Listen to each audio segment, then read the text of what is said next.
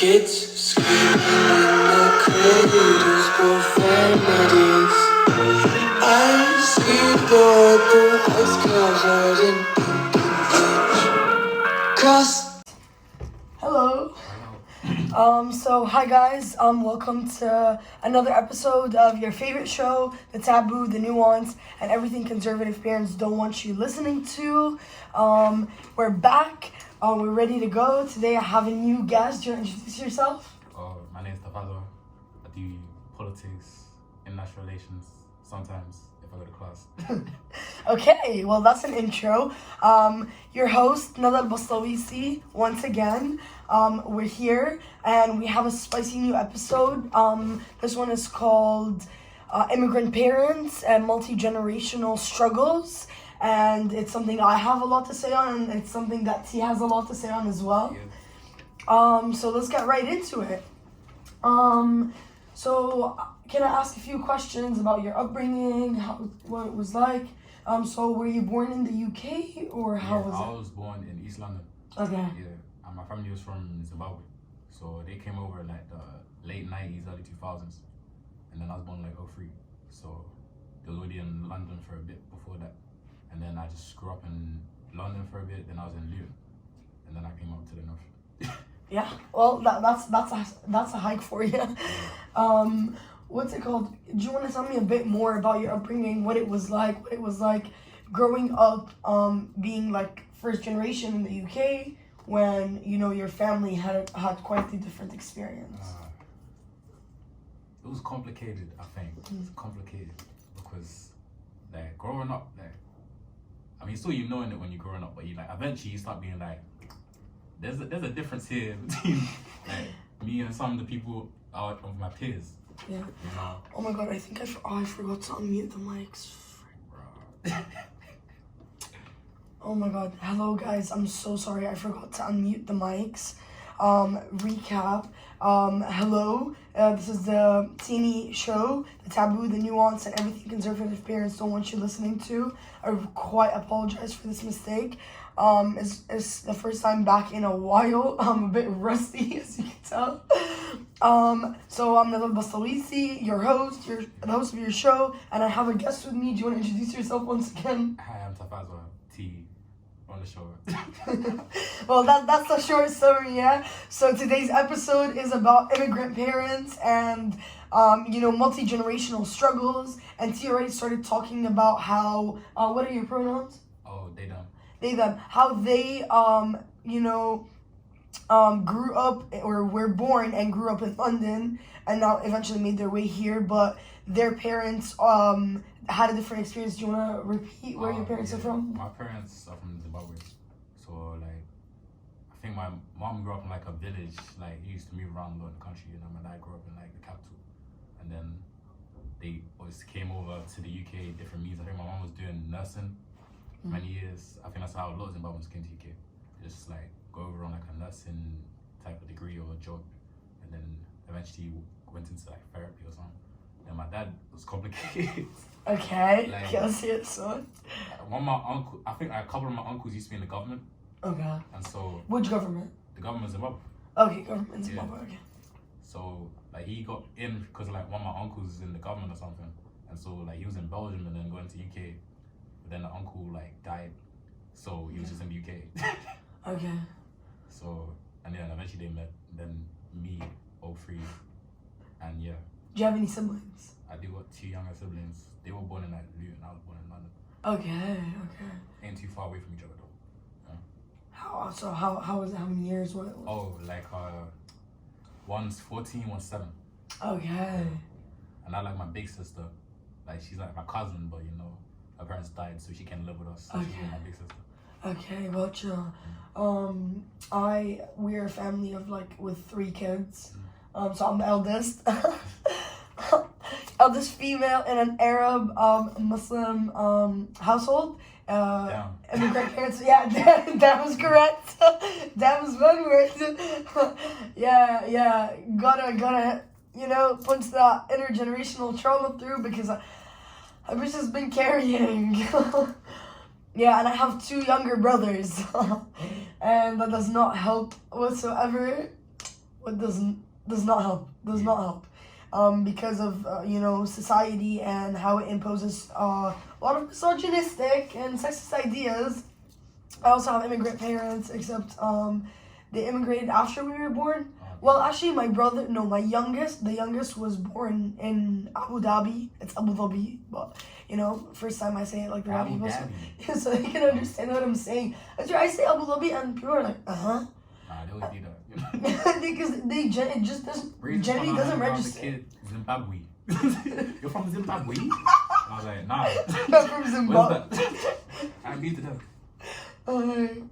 No, I literally have to say like Abu Dhabi, like I say Abu Dhabi, and then they're like, and I'm like Abu Dhabi, the one near Dubai, and they're like, oh my god, and I'm like, yeah. The races, yeah, lovely stuff. Yeah.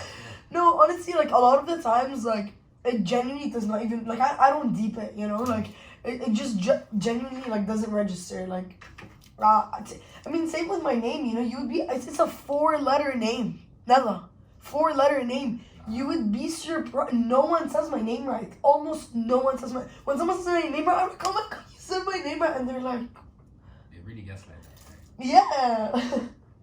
I mean, when you were telling me your name, see, I was like, okay, like that's what you want to keep it, like. Oh no, cause it's like long sometimes, like I'll be like Tafazwa, and I'm like Tafazwa. It's. I'm really bad with names, and I can say this. So like. I honestly think there's a lot of like lack of effort, like when it comes down to like, and like how there was a while where like, I mean, I guess it depends on the part of the internet that you're on, but there were a lot of on my feeds like stuff about like the what's that song that like really blew up that was like Fiona Adiola, and like it's like Adiola on the road, yeah, that one. Yeah, and suddenly everyone could say like African names. Suddenly it was so easy because it was popular. Yeah. Go on. It was easy then, but like you ask them to just say your name regularly, they're like, oh, I don't know if I can say all that. Let me change it. Like, yeah, and it's like if you can sing it when it's mainstream, surely you can put in some effort to like actually say someone's name right, And like, yeah, for me, it's two sides. It's everyone's saying no, and the other side is like, did you know that your name means nothing in Spanish? And I'm like, yes, I did. I actually grew up around a lot of Spanish speakers, and also like, if you don't know what now that means, like I'd be surprised, and especially, do you think I carried this name my whole life, and you're bringing something new to the table? You're telling me, oh, did you know that? Did you really think that I went on my whole life without hearing that almost every single day? You had Dora the Explorer, like you know about this. It's literally like, those Dora the Explorer videos were famous. Yeah. They were popular. When I first got like internet, we were like, my family was like one of the last to get like internet out of everyone I knew. Oh, yeah. So I only had access to internet in computer class. Like my dad never got us a router or whatever, and I was dying for some internet to come so I can memorize those songs like everyone else around me. But anyways, as soon as I got internet, like I saw so much Dora stuff, like what's your excuse? I was hella late to the internet, and like I saw the Dora stuff. Why didn't you?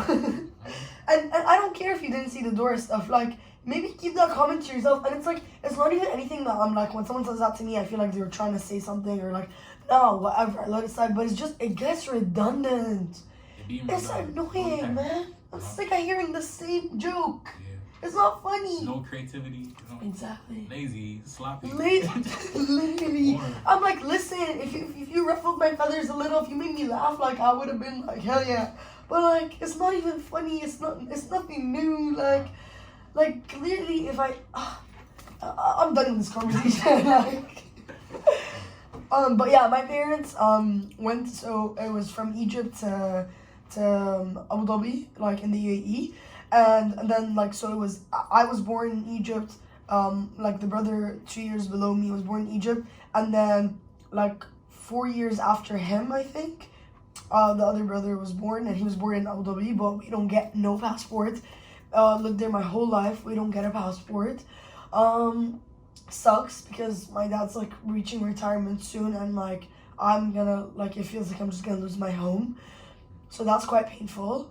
And then also like my dad spent like 7 years in the U.S. Trying to make it. He has like a business degree, a law degree. My mom grew up in Germany. First language was pretty much German. And it was because my grandma was pursuing a PhD in Germany, and her like youngest sister actually was born in Germany. But still they didn't get a passport, but that's more because of personal stuff. So yeah, like my parents have struggled, and hence I have struggled. Because there's some things that just translate even when your parents don't want you to translate because they didn't go to therapy. Hence why I've had to go to math therapy. Yeah. Do you want to pitch in with something? Oh, yeah. I believe all first generation immigrant parents need free therapy. Because I it think makes everyone life needs easier free for them therapy. kids. Oh my god. You know, Yeah. because like they be going through some crazy madness, and then you there trying to sort out all their problems. Facts. And then you small, you 5 years old. Why you 6 years old filling out documents? Yeah. You know, like Yeah, literally. And you know, that's a joke, but like, bitch, it's true. It's true. I was such a young kid, and I had to be this hyper vigilant and do this and that and like, you know, and then the parents get mad at you and you don't even know it. It's like, I'm literally a child. Like, what? you just gotta grow up quick because like you ain't afforded the same privilege to not have to. You know, you ain't go. It just ain't that easy. It ain't. It ain't.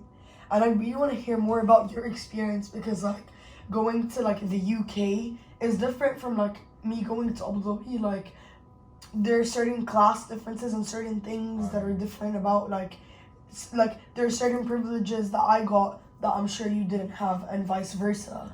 And like it's weird because it's like, okay, like I feel very privileged, I feel this, I feel that, I have this, I have that. But then it's like the parents like provide you with all these materialistic things, and it's like you have this, you have that. So like a part of me never knew that there were issues. I mean, I knew, but it was hidden under this narrative of like you can't complain because you have all these things, and it's like parents are caring for you, they're not loving you. We gave you food and water, you know. Your basic human needs. Yeah, now you gotta keep pushing. Exactly, like like a little hamster, you know. You got your little habitat. What more do you need? Like maybe you going to therapy, maybe nurturing my soul, maybe not trying to micromanage me and allowing me to have a personality. Please, like if I could. That's a big ask. No, we ain't got the capacity for that. Ain't got the facilities for that. No, ain't got the facilities for that, big man. But yeah. But I don't know, like where I grew up, yeah, like everyone was foreign anyway. Where I grew up, like I think. Wait, everyone sorry was what? Everyone was like foreign. Everyone was in foreign. Okay. So, like I think it was just regular for me because like I knew like a few English people, but like the majority of people I knew were like from the Middle East, they're from Africa, they're from Eastern Europe, they're from somewhere. Like everyone was from somewhere. Yeah, same with me. I had a very international like upbringing, so I wasn't like I went to at some point Jem's American Academy, but like literally we were friends with like there were like 2 Americans in our grade, and even they like were like I don't really belong to they weren't like American, like they weren't those like, you know, they were completely like leftist or whatever. Despite like, well, whatever, I'm not gonna get into that because I guess it's not my business, but. Yeah, I get you. Like it was like Jem's American Academy, but like I was surrounded with like mixed Europeans, mixed Arabs, mixed people from Asia, people from India, people from India's in Asia, but East Asian, South Asian, whatever, everywhere. Like we had people from like 118 countries. Before that, I went to an international school that was mostly Arabs and Indonesians and Malaysians and Indians. And then when I moved like in the 7th grade, I had even like way more diversity. So like even though the schools like some like a lot of close friends of mine went to like James Cambridge, which was like the British one, but it was like full of like Latinx people, and like I really like I fucked with them, like, you know. But I get you on that. Go ahead. Oh no, I speak a little Spanish. Oh man. Come on. Yo también. Hey. Yo también. Me encanta. I really love like Spanish. Like for me, it goes like Arabic and then Spanish. Like to me, they're the most beautiful like languages. I just enjoy reggaeton. That's some bad bunny, Valid. bro. Valid. Reggaeton is yeah, a very valid point. So what do you think, like, how was the dynamic with like your parents, like growing up, and how do you feel like that's changed with time and with you? Like, I'm sure like your mind was opened up by a lot of things, and you realized like, oh shit, like this basic habitat, this basic hamster box is not all there is to like be, like getting parented. Oh shit, I've been my own parent if you're anything like me, which I've heard that you are. How was the shift? I don't know, like when I was like a kid, it was like, oh, you're seen, you're not heard, you know. Yeah. And then, Or you're heard but you're not listened to. oh yeah, there you go. If you're even heard. And then that's just how it always was. I didn't even realize that's not like how everybody was living Yeah. until I Yeah. was like 17. Oh, me too. And I was 17. I was in the car with my English friends and was talking with her mum. And they were just talking. I was like, what the hell is going on right now? What is this? What is this family I've dynamic? never seen nothing like that. And I was like, wow, why are you just cool like that? And they're like, well, how else would it be? And I'm like, okay, wow. You know, because like growing up, like everyone just had the same story. Like, oh, what happened to you, bro? Oh yeah, my parents hit me with the back of the plug, and then I got beat with a pipe. And everyone's like, damn, that's crazy. Like no one would blink about it, you know, because that's just how it was. But then eventually you realize, oh, that's crazy. For me, it was like that, like an undertone of that, and then like the deep stuff that really hit me was like when I was 18, when I moved out, because I moved out at 17, I started studying med school in Cyprus. So that's when I really like, because I had certain relationships in my life where like, for me, it was actually the opposite. It was like them opening up about like their traumas and me being, and like me thinking like, oh, I have it so good, I have it, and like them talking more and more, and me being like, this is all too familiar, and then Pandora's box fucking opening up in my mind, and me being like, oh shit, the reality that had been constructed and forced on me is not reality. And like a lot of it was like, you're not, oh, like it's what, like you don't bring out like family secrets, like this is not something you talk about, like so a lot of the stuff I didn't even talk about, because I didn't even, like to me I thought that was no, like I just had this narrative that like I've had the good life, which alhamdulillah I have had good elements, but have I had the good life? Oh, far from, and like it was that, so it's kind of like reversed almost, but also like I do relate to a lot of the stuff of like the, like I remember like in my public speaking class, a lot of the guys like they would make like jokes about like getting beat with certain things, and like it was like it was a thing, you know, and those were like people that lived in Canada, like they were like Arab Canadian, Arab American, Arab British, you know, so they did live out like abroad and stuff like that, but it's still that. And they didn't even think that there was anything wrong. Well, not all of them. Some were like, this really fucked me up. But a lot of them thought it was normal that they got beat up. When I went to med school, I would have talks with people like in projects about like somehow because we're doing medical psychology, medical sociology and stuff like that.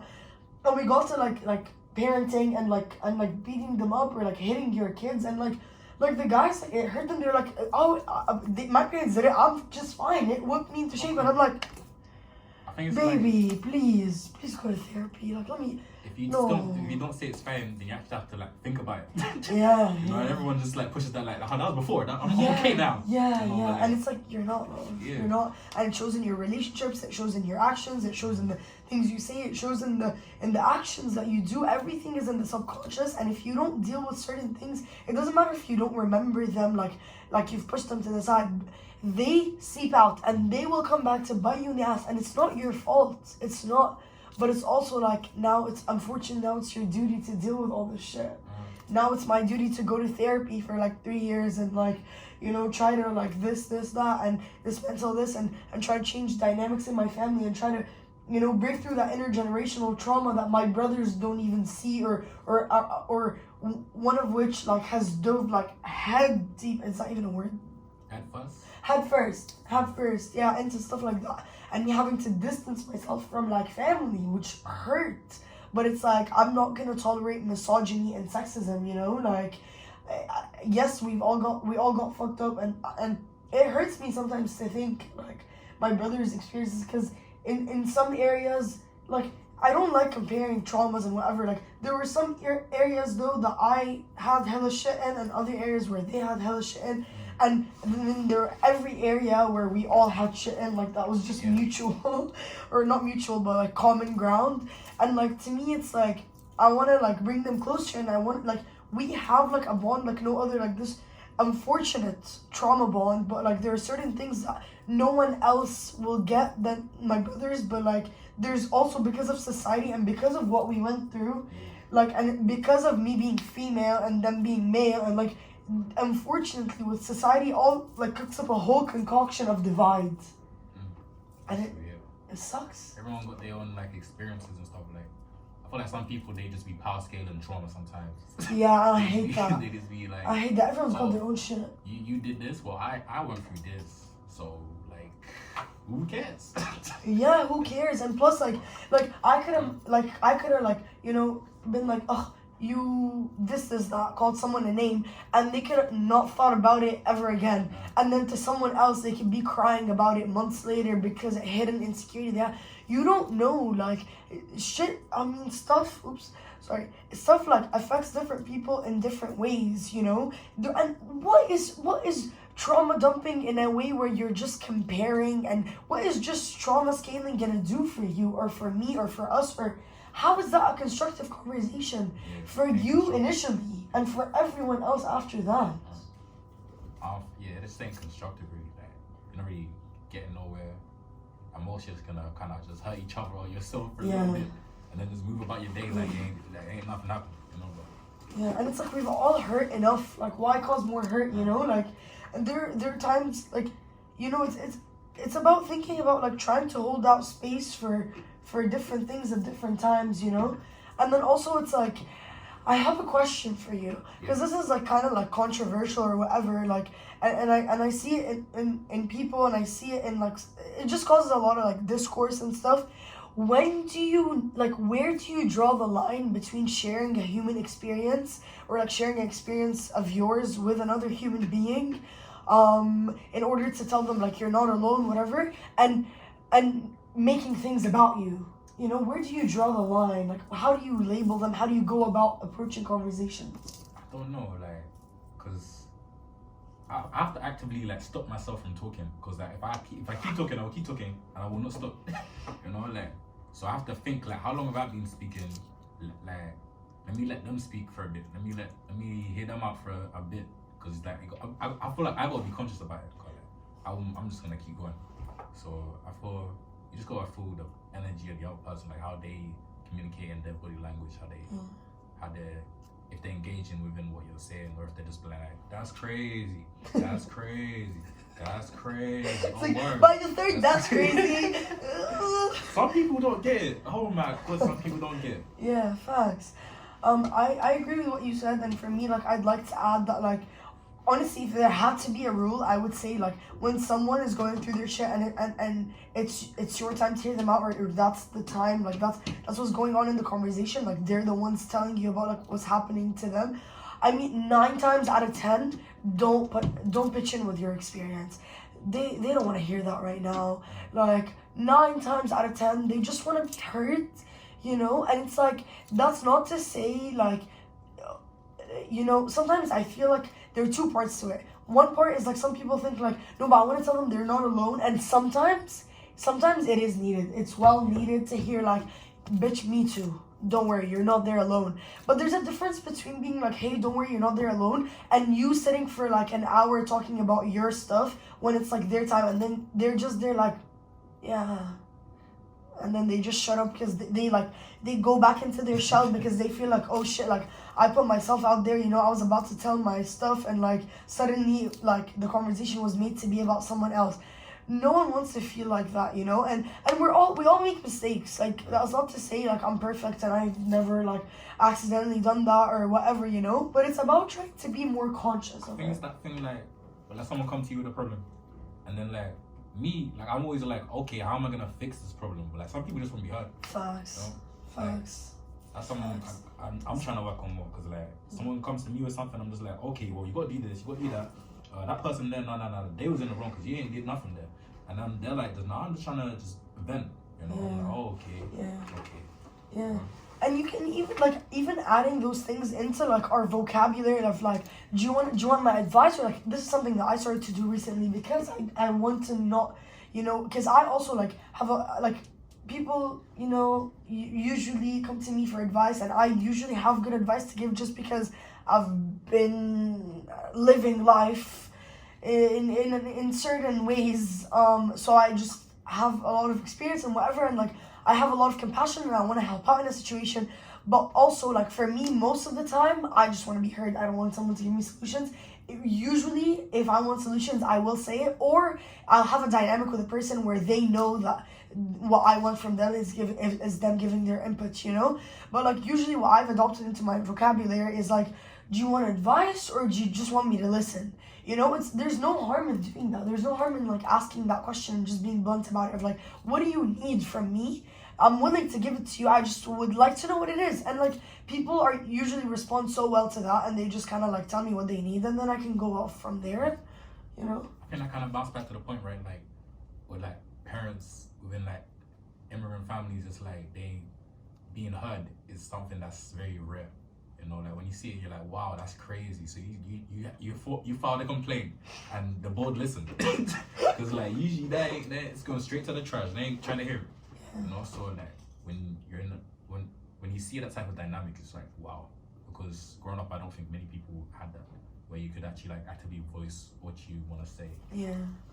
For me, like I really like when I grew up, I was reflecting a lot, and I found that I had this pattern of like, I looked for the love I did not find within my family and other families, and like I'm like, no wonder why like I'm close to like or I got close to like families of friends of mine, because I'm sure they're not perfect, but they had certain family dynamics that actually looked like a family or felt like a family, and that to me was like foreign almost. Well, not almost, it was foreign, and so it was like, I mean, I liked being within a family, like not the way my family defined the family, but like what to me was a real family. And like a lot of them like were not perfect and whatever, and like I know that, I obviously know that, but there's just some certain things that I was just like, I was so grateful to be around certain things, because I had nothing near it within my family, as sad as it is to say, but yeah, it's I true. get that though, because like when I was a kid, like if it was like a school event or like something I was doing, my family wasn't pulling up for that. Me They weren't neither. pulling up. So like Nothing. I show my friends' families. Go on. Like it was sports day or something, I'm chilling with my friend's family there. It was if I was doing like a sport or something, I had a match, my friend's family's gonna be right there. So like you just gotta, I don't know, it's like the found family type thing, like where you like you just find people who you consider like we are tight like that, like you're my brother right there. Yeah, for me, I was literally like on some, I don't know what I was on, honestly, like I was ahead of everything, was part of everything, was top this, top that, blah, blah, blah. My parents literally have only showed up for one choir show, and I never forgot it. And aside from that, like my dad even stopped going to my parent-teacher conferences from such a young age. He said, "You're not troubled, you're doing well, whatever, I need to show up for your brothers." As soon as my brothers got to school, me, Nella's got this, no, she's capable. I was a child. I had to be capable. I had to be capable. Did I want to be my own parent? Did I want to have all this perfectionism and all this push to be perfect and to do everything and to top it and to be the highest and to cry if I got one grade below? I was that bitch that like everyone complained about, like, oh no, like look at them like crying over this. No, bitch, it hurt. Like it hurt. Year 7 me, that was me. I got 2 grades lower than someone. I was mad about it. I was like, hey yo, what? I go up to the teacher like, what part did I miss? No, remark that one right there, because I got that. And like I'd be stressing about that. And I was so caring after like year 8. I was like, I'm glad. It took me a lot longer to be like, okay, me getting 100%, me getting less than 100% does not mean like I'm a piece of shit. It took me a while. It took me like, Oh, I don't even know. Like, probably after high school, even. I think, because I did IB, which is literally like A levels on crack. It's like horrendous. Like, it's actually depressing. And I was going through like my grandma, Allah yarhamha, dying, like, and then some like a bunch of other personal stuff. Plus, like, I've been depressed my whole life. And only recently, like, more recently in my life, started getting like diagnoses and stuff because mental health. What is that? Middle East? I ain't heard of that. She don't know her. She don't know her. She don't know mental illness. She don't know mental health. Hysterics, you know, they just need to sleep more, drink some Oh, water. please. I couldn't sleep for days. Like, I was like hardcore insomniac. I would tell my parents, I just want something to inject my brain to make it shut up. I would tell my parents, like, I'm this, I'm that, I'm depressed, I'm anxious. They tell me, go pray about it. Go pray about it. Go pray about it. Go pray about it. That's the solution. I said, if this was diabetes, would you tell someone not to take their insulin and to pray about it? Would you tell them to take their insulin and pray to help calm their spirit if that's something that helps them? If it's even something that touches their soul. Mind you, I love prayer. But they made me hate it. Oh, yeah. Unbeknownst to them, like, I kept telling them, I was like, if your goal is really to get me to do this, the way you're going about it is literally pushing me towards the opposite end. I'm like, you seriously want to continue? The church was crazy. Like, I went to a Pentecostal church. Ooh. And I was like, hey, the type of nonsense that went down in that building. Really? Yeah, I was an atheist by the time I was like 11. I was like, this is ridiculous. Why is this woman on the floor shaking? Like, get up, auntie. Your kids is out there playing in the streets. Nah, but people was just, the things they even said in that room was just crazy. Careful, you dropped. Look, one of the things. The things people said was just crazy. Like, they be like, just the most bigoted opinions ever. I'm like, wow. So, like, I remember one thing I vividly remember. All the kids was called up to the front, and we stood up on the stage, and the pastor was like, "All right, children, you must swear that you reject the spirit of homosexuality. You must rebuke the spirit of homosexuality." And they were like, "Yeah, we swear." Word. And I was like, "Why? What?" It was just crazy like that. You know, like, it's the type of things you would see in that building. And I just had to go until I was 16. That's when I got a job at Mackey's, and I took every Sunday shift I could. Because I wasn't going back. They couldn't make me. And now my little sister's got it so easy. She's 14, she was like, I don't want to go. And I'm like, okay. That's first born issues, I think. Cause my parents are still very traditional. They got it easy now. I mean, yeah, it's obviously different. Like, I know, like, my youngest brother, like, I mean, I try to interfere. I'm not trying to have him have the shit that I went with. Like, I remember the first time I left a psychiatrist's office, I was bawling my eyes out, calling, like, I need to help my brother. Because one of them was already off the rails. Like, he, like, hurt me too much. I was like, there's no, like, reaching him at this point. I'm already struggling bad, but I was like, might as well just try to save whoever I can, you know? And, like, he was literally my first phone call. I didn't even tell my parents. I was like, I was because I knew they would tell me to, like, stop, and I literally needed it to stay alive, you know, and I was going through so much heavy stuff. I needed to, like, have, like, a trial by myself without having all their opinions infiltrating, and, like, I was just, like, calling him, like, trying to get him to, like, be aware of a whole load of issues that we all have, and, like, he couldn't see it, you know, and I was really trying to get him, like, out of certain, like, and I would try to interfere and bring up certain things to my parents, and they would tell me, you imagine that, or, oh, that was the neighbors, and I said, nah, the gaslighting is crazy. The gaslighting is crazy, actually. Yeah, it was insane. It was that, like, I mean, I've been experienced that, but that day, it was like, I was like, I did not just hear that. This is like typical textbook, like usually it's like, no, this was like bold marker. And I said, Nada, you're not crazy, you're not gonna hear this. I had to literally, like, I mean, my whole life I had to do stuff like that, but this was the most active time where I had to tell myself, Nada, you're not crazy, this did happen, this. Just trying to tell myself all the facts so I don't lose it. My little sister's like around my age, so they can't refute it because we both remember. We can't both be wrong.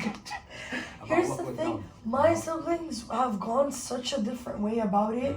One, like, both, like, I mean, honestly, I don't want to talk about their personal stuff, but like they went really differently from the way I went about things. Yeah. So like they kind of like have the same like resentments and whatever, and they take it out in different ways.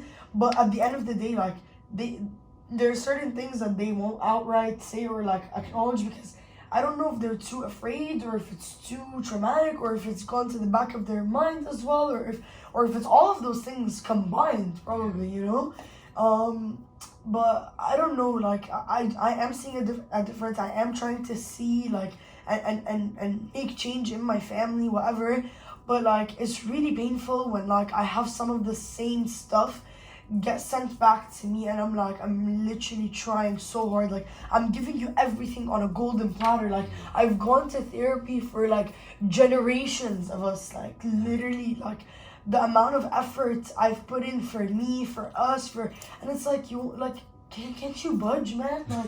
Like serious. The And like patience needed is crazy sometimes. yeah, I think my little sister better than me. She a fighter, you know. Me when I'm fired. I was going through it, I was just like, I think I just dissociated all the time. Yeah. I'll just zone out. I'll be like, oh, okay, they finished talking, I can leave now. But nah, she just be arguing like, that's just dumb, like. And I'm like, wow, like, congratulations to you, because when I was a year, I just couldn't do that. Yeah. So. Yeah, it's a tough thing to have to do. I feel for her, like I really do. When it was Sucks. kids, like the things don't be just crazy, and then we'll just be like, okay, we'll just go do our thing and try to keep away. You know, like we'll just stick to our rooms and stuff like yeah, that. same.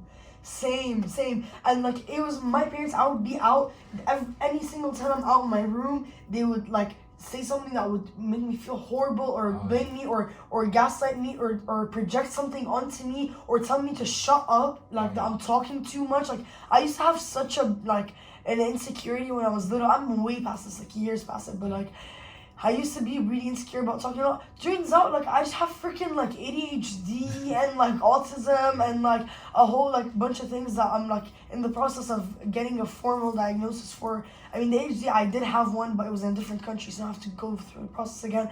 But it's, like, I was literally, like, kind of ostracized. And then, like, I would be in my room, they tell me, what, do you think this is a hotel room? Like, what is this? Like, why are you not, like, hanging out with us? It's, like, everything. It's a hotel. You know, like I show up for food and then I'm gonna go back to my holding cell. Like I ain't got no business trying to conversate like friends. Like, you start conversating and then we're just an argument. It's a lecture or something. Like I'm good. Same, yeah. It's hurtful.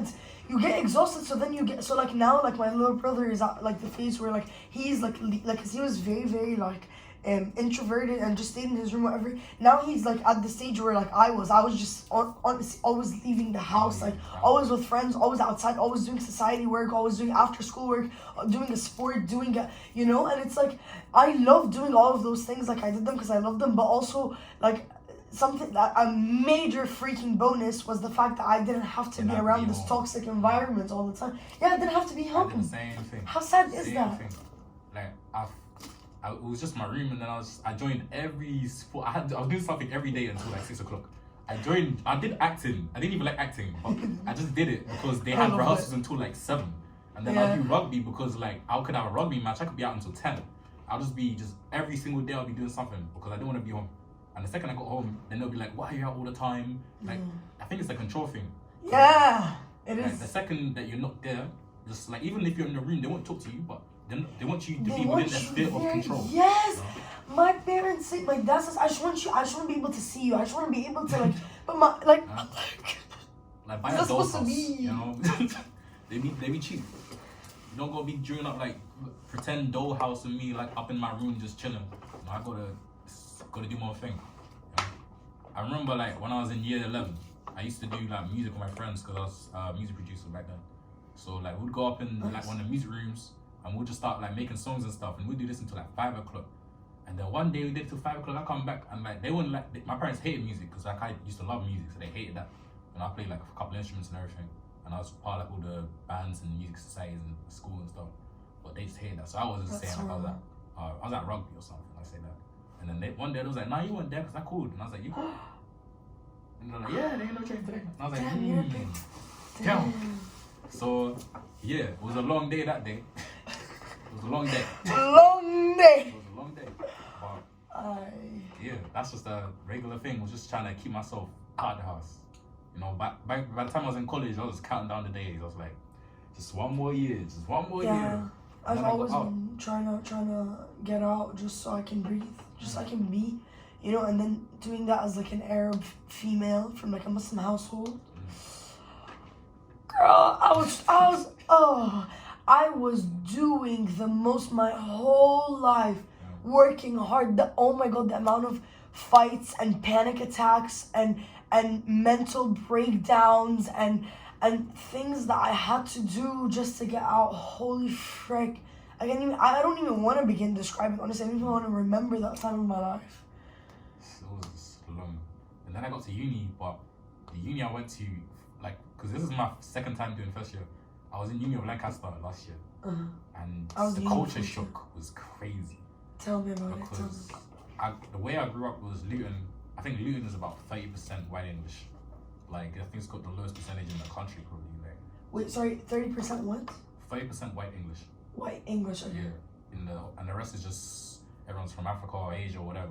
So like, I remember I had this conversation when I came back to my sister. Like, how much percent of the UK do you think is black? And she said 25%. And I was like, it's 3%. And I was like, what? She was like, what? No way. Because like the way you grow up here, it's like black everywhere.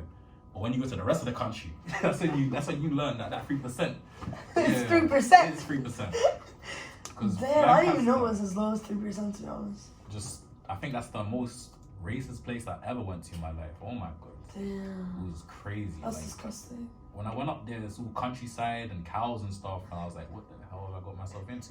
And then, like, I walked in and like everyone was just English. I was like, okay, you know, I can adapt. I can deal with it. Whatever. You know, I've met English people before. I live in England. I speak their language. I found that I don't speak their language. They speak a different type of English up there.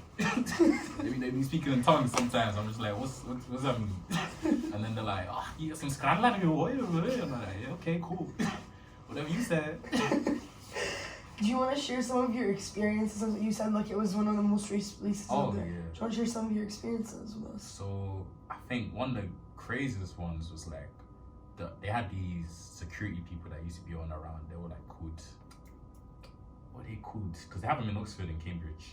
Like they're called. I'm scared to even find this information out. What's the name of it? Like, who's gonna make me hate the world even more? They were like these security people, but they ain't security. They porters. They're called porters. Okay. And they used to go around. They used to run everything, but they were like kind of security. And like, I remember this one time. These guys were just in the library. They were just revising. Okay. The porters just showed up. They just show up like they swap, and they start trying to. They put them in handcuffs. They were like, what? They were like, what do we do? And then they're like, oh, nah. You guys are suspicious. Suspicious how? What? And then they were like, oh, you guys are suspicious. You're from London anyway. You should be used to this. I was like, wow. What? When I heard that one, I was like, that's crazy. What? I'm trying so hard not to cuss right now. That happened on. Like, I mean, the porters are crazy because like. It's not a shocker, but it is though. The way porters would be like if there was parties on campus or something. Yeah. Like if the party had like house music or pop music type music playing, like the party would go on all night. I remember one time they were playing Taylor Swift up. They destroyed the whole kitchen. They broke chairs. No one cared. But if they heard rap music or African music, they will look off the party within 1 hour. They will walk in like 7, 8 people deep. They'll come in just crushing, kicking down the door like, hey, everyone get out. No. It's crazy what they'll be doing. They do the most. You know? Another one was this one incident with I think it was like a Middle Eastern kid, and he moved into this accommodation, and like all the flatmates are like these English lads or whatever. And they started writing like the peace law on his door. They started writing all types of nonsense on his door, trying to get him to leave. Wait, what is? Oh, okay. Yeah. Just all types of crazy stuff at him. And then he was complaining about the university. The university just moved him and said, okay, you better keep quiet about this or we gonna kick. I was like, wow, that's crazy. Like, just, I don't know, Lancaster University. Yeah. Hey, yeah, you know, oh my goodness. Thank you for sharing that. Honestly, it's really great to put like a light on the things that happen. I mean, these things happen on daily. I bet a crap ton of this is happening as we speak, unfortunately. But it's really important to highlight these things. And the worst part is like, again, it's like I'm not surprised, but then I'm like shooketh still, you know, like it's like I'm not. It's not like, oh, this bring like oh, shocker, like, you know, surprise, but like, it's still like, damn, bro, it's still like my whole seriously? life I hadn't been called the N-word by a white person until I went to Lancaster. Like, that's the whole time, never in my life. And then I go to Lancaster and then these people will just be shouting across the street. I'm like, what the hell is your issue? Like, I don't know. It's a different place up there. That's disgusting. And especially in classes, because I did economics, politics, and international relations that year. And in my politics and international relations classes, it would just be village English kids from Tory backgrounds and rich parents and stuff. And the takes I heard were crazy because, like, these people, because they were a number, I was the only like black person in the room. They were a number, so they could just say whatever they wanted, and the teacher didn't care. It was like, oh, it's a politics class, you have to hear our opinions. These guys were self-professed fascists. They were just like, oh yeah, I'll be rocking with like fascism. I like fascism. And there was like 2 fascists, a libertarian, and a couple Tories. And I was just hearing the things they'll say, like, no, racism isn't real, socialism isn't real, slavery wasn't that bad, really. It was very necessary for the economy. Oh, like, hell! I don't know, it's like, Hell no! this you hear the maddest things. And like, I don't know. I just wanted to get my mark and dip, really, so I just was like, okay, whatever. I'm so glad you left, to be honest. It was worth it. I just had to leave that country, village Yeah. place. This year, all my friends was like, I just chilled with the international peoples and like other people from London that were up there. You know, I mean, I found some cool people up there, but I just could not. I was like, 3 years here. Hey. No, I also left Cyprus because of the people. Couldn't do it. I was like, that's a bit too much for me. Let me go. Yeah, that's disgusting, honestly. And I'm trying so hard not to say sorry because it's not my fault, but like, I acknowledge the fact that that happened and that was really gross. And you know,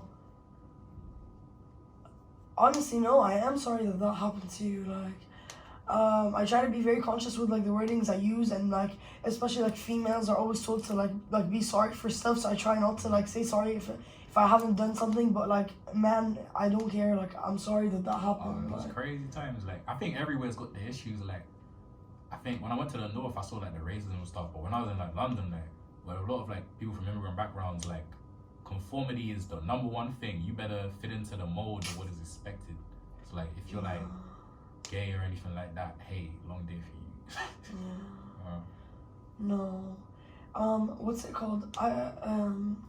You were saying you're studying economics, international relations, and politics. I was supposed to study that when I was like 17 in the UK. Oh, yeah. Got a scholarship and everything, but then I ended up going for medicine in Cyprus. Oh, yeah. Did that for 2 years and left because of the crap I went through there.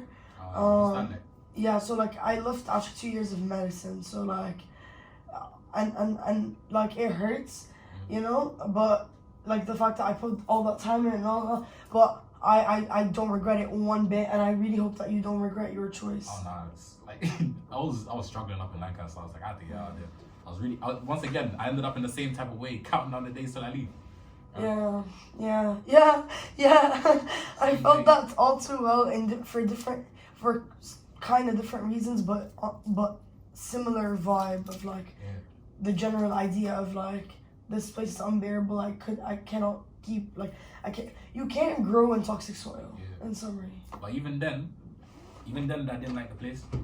I was basically checked out after first term. But I stayed until third term because I didn't know what to go back to Luton. I was like, man, I'm not gonna go back to Luton. And that summer felt like long as hell. It felt like hell. Because like, even though Lancaster was bad, I still had my own space. You know? Yeah. And my own, I could go outside if I wanted to. Yeah. Do whatever I wanted to. That summer was like, wow, this feels like jail. Yeah. So then I was counting down the days to Sheffield. It's kind of like you're always missing something. You're always paying something to get something. Yeah. I'm paying safety and certain types of comfort for freedom. Then I'm paying freedom for just being safe and alive and well and then, well, not well actually, but like it's constant. You constantly have to give up something, and it sucks. Like, hypothetically, things could all be good. I ain't never seen it, but apparently it exists somewhere. Yeah, it does. you just get That's somewhere, guys. the fulfillment from all aspects of your life. Yeah, it is out there. It is. It is. I just don't think it's like something that's like. It's not gonna be as consistent as like. It's not gonna be consistent in the sense that like life is never consistent. It's gonna have to be from within. That's the kicker, guys. Has to be from within, because it was not from the outside. So no, it has to be from within. I mean, even when it is from the outside, if it's not from within as well, then it means nothing, anyways. Yeah, like outside stuff come and go, you know. Like, Yeah. You know, if something make you happy today, it ain't gonna be there tomorrow. Yeah. So Yeah, definitely. we'll figure that one like from your inside. Yeah. Especially if you're like from like a environment where it's like it was never guaranteed if you're going to have safety today, safety tomorrow. You know, like as a kid, like if your family was never like that safety net, you had to rely on yourself. Yeah. Word. So Yeah. Definitely. Another thing I wanted to share was like when you were speaking, I remember the experience in Cyprus. It was like, I mean, we had so many troubles with the security guards and stuff, and them being like racist and stuff. Like they were Cypriot, and I remember like one time it was like we walked through like a door, and it was the same. Oh, thank God they closed that. I forgot to do that. They walked in. Like it was myself and like a few other people, whatever, and like. When I walk in with people, like at some point, like the security guard knew me because I lived there. But then, like a lot of people bring people from outside. It was like, you know, it's still like a pandemic and stuff, and they were like quite annoying about it sometimes.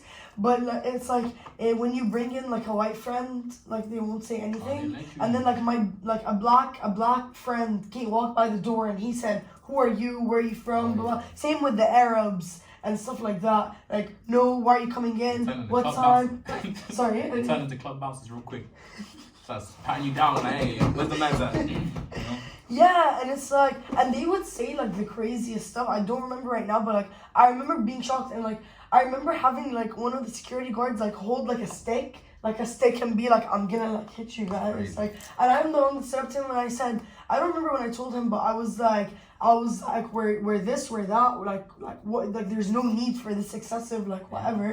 And it's actually so crazy that like, even now that I'm saying it out loud, like I don't even think I've ever shared this with someone outside of like the people that have seen those security guards and like know like what was happening and stuff. And like, it was like, people trying to have like people over and whatever, so like yeah, okay, like you can say like no, this is not allowed, leave, whatever, but like even when the students are like kind of like no, like come on, like let us, you don't get to hold the stick over someone's head. What is that? And the fact that you like feel like confident and powerful enough, and you know you're gonna get away with this, says a lot. Like this is like, you know,